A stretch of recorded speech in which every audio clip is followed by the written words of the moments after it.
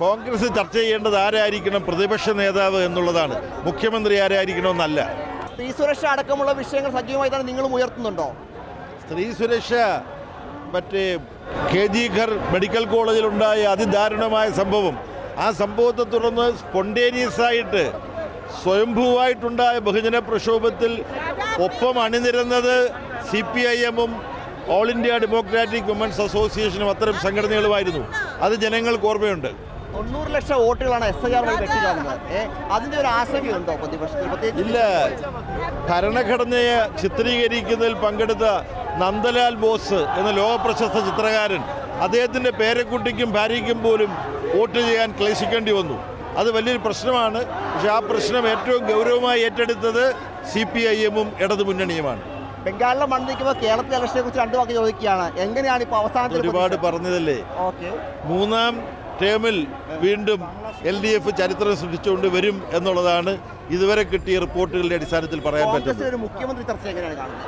കോൺഗ്രസ് ചർച്ച ചെയ്യേണ്ടത് ആരായിരിക്കണം പ്രതിപക്ഷ നേതാവ് എന്നുള്ളതാണ്, മുഖ്യമന്ത്രി ആരായിരിക്കണമെന്നല്ല. ഒരു നമ്പർ പറയാൻ കഴിയുമോ? പശ്ചിമ ബംഗാളിലെ നമ്പർ എത്ര സീറ്റുകൾ വിജയിക്കുമെന്ന് നമ്പർ പറയാൻ കഴിയുമോ ഈ ഘട്ടത്തിൽ?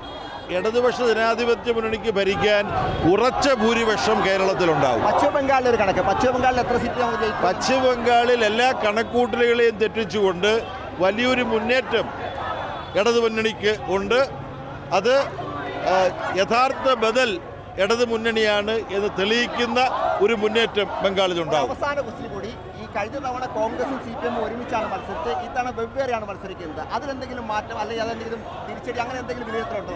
ഈ തെരഞ്ഞെടുപ്പിൽ ഇടതുപക്ഷത്തിൻ്റെ തനിമ CPI-ML പോലെയുള്ള മുമ്പ് ലെഫ്റ്റനന്റുമായി സഹകരിക്കാതിരുന്ന ഇടതുപക്ഷ ശക്തികൾ ഇടതുപക്ഷത്തിൻ്റെ ഒപ്പമുണ്ട്. അതുകൊണ്ട് ഇടതുപക്ഷ മുന്നേറ്റം, അതിൽ ഒരു ആവേശം ഇടതുപക്ഷ പ്രവർത്തകർക്കുണ്ട്. അതുകൊണ്ട് കോൺഗ്രസുമായി കഴിഞ്ഞ തവണ ഉണ്ടായിരുന്ന പോലുള്ള നീക്കുപോക്ക് ഇത്തവണ ഇല്ലാതെ പോയതുകൊണ്ട് ഒരു ദോഷവുമില്ല. മറിച്ച് ഒരു ഇടതുപക്ഷ മുന്നേറ്റത്തിൻ്റെ ആവേശബോധമാണ് ജനങ്ങളെ നയിക്കുന്നത്.